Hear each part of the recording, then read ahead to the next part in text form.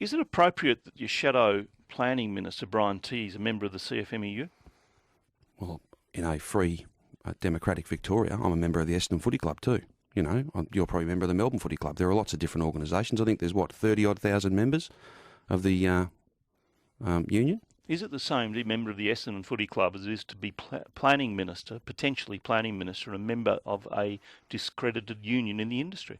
Well, again, he's one of, 30, 35,000, might even be more than that if you count all the divisions of the CFMEU. I don't know how many members there are, but there's certainly this notion that he's on the board of directors. No, his first obligation is to his electorate, and if we are given, as the alternative government, if we're given the honour of being elected on the 29th of November, then his obligations will be each day, every Victorian across the state. Would you require him to resign from the CFMEU if elected and becomes planning minister? Well, that'll be entirely a matter for him. Really? To balance the oath that he takes and to make sure that in everything he does, he acts without fear or favour. That's the oath that you sign. Sure. But but hang on. Many people will look at their own affairs, will look at all sorts of different things. But again, I don't know what's the claim that people are making? What's the allegation that people are making? You know, I'm a member of a footy club. That footy club doesn't tell me what to do. You will not require him to resign from the CFMEU if he's Minister for Planning? Well, let's be very clear about this. I'm not taking anything for granted. I'm not measuring up officers or any of that stuff, Neil. The election is still a long way off.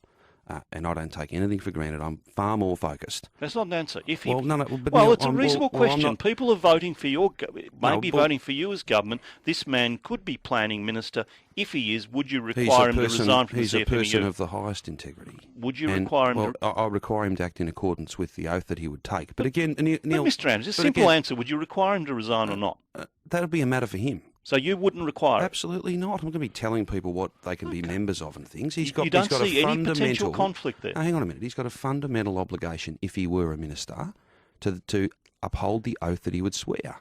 But again, we are getting a long way ahead of ourselves, Neil. There's still weeks to go.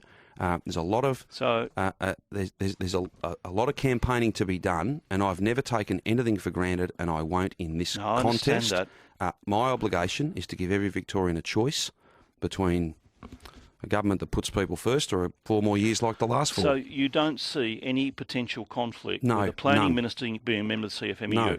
Would you be happy if a planning minister owned a major share or a share of a development company? Well, that's a very different thing. That's a material interest where he could personally profit. And that would be declared, and there are codes of conduct. Okay. Again, there's a long way to go, and I don't for a moment take for granted the choice that Victorians will make on the 29th of November. That's what I'm focused on. Are you accepting CFMEU money for your campaign? Every donation, well, you need to speak to the State Secretary about those matters. I don't follow those matters. But what I can say to you, without a shadow of a doubt, every donation that's made to the Victorian branch of the Australian Labor Party is fully declared in full accordance with the relevant law, and that's as it should be. So you're not aware of whether you're accepting CFMEU money? Neil, I'm out campaigning every day talking about... You haven't asked?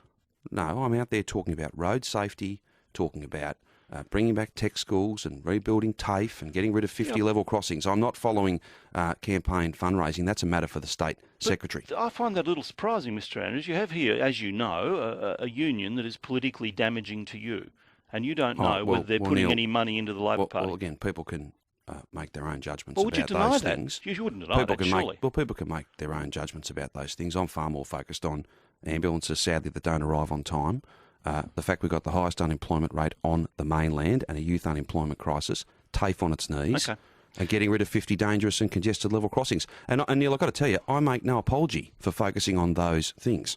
So you haven't even asked about CFMEU money, have you? They are matters for the State Secretary you haven't of the Party. Asked about I'm out there I'm out there talking to people across the community about my plans to make sure we don't have 4 more years like the last 4. What is the role of the CFMEU within the Labor Party? Well, they're affiliated to the Labor Party. What involvement do they have in policies? They're a union affiliated to the party. And, well, you want to talk about policies, let's talk about getting rid of 50 congested level crossings I want to talk about the CFMEU, which I believe is politically damaging to you, and I find it astounding. Well, I'm not going to be a commentator. Well, hang on, I'm not going to be a commentator on what is and what isn't. You're entitled. You've got a program you're on every day, and you can form your judgments, and indeed the people of Victoria can form their judgments about what's good and bad and indifferent. I'm out there talking about my plans to get Victoria back to work, to get rid of the 50 most dangerous and congested level crossings, to rebuild our schools, bring back tech schools, refined and reformed for the future. But you're just reciting your policies there. I mean, what I'm trying to get to is the essence about, Neil. of integrity. But we that's talk what about elections trust. are about. We talk Elections about are trust. about choices, about policy. You have a union which is increasingly being described and suspected of being corrupt,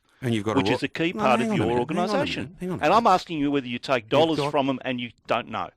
Well, Neil, all donations are fully declared Well, in you haven't accordance looked. with the relevant law. In accordance with the relevant law. Now, be very clear about this. There's a Royal Commission process that's going on. It's costing hundreds of millions of dollars, and it ought to be allowed to run its course.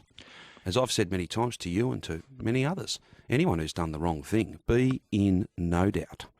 Under a Labor government, they will feel the full force of the law,